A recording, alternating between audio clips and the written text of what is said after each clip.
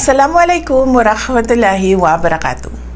Madayaw, ug maayong adlaw kaninyong tanan. Magandang araw sa inyong lahat. Isang masigla at mainit na pagbati ng bagong taon ang ipinapaabot ko sa bawat Pilipino sa buong mundo.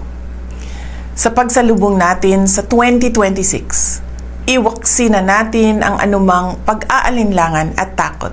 Ngayon ang simula ng isang panibagong kabanata, isang malinis na pahina na punong-puno ng pag-asa. Hayaan nating mag-alab muli ang ating tapang at determinasyon. Ano man ang hamon na ating haharapin, taglay natin ang pambihirang lakas upang malampasan ang lahat ng balakid. Sa bawat pagsubok, lalabas tayong mas matatag. Itinuring natin ang bagong taon na paanyaya upang magkaisa at magsimula ng may panibagong pananaw. Ang ating pinagsamang lakas at pananampalataya ang susi ng tunay na pagbabago.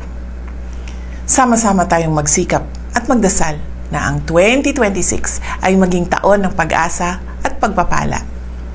Maligayang bagong taon sa inyong lahat, naway maging mas maliwanag at maunlad ang ating panibagong simula.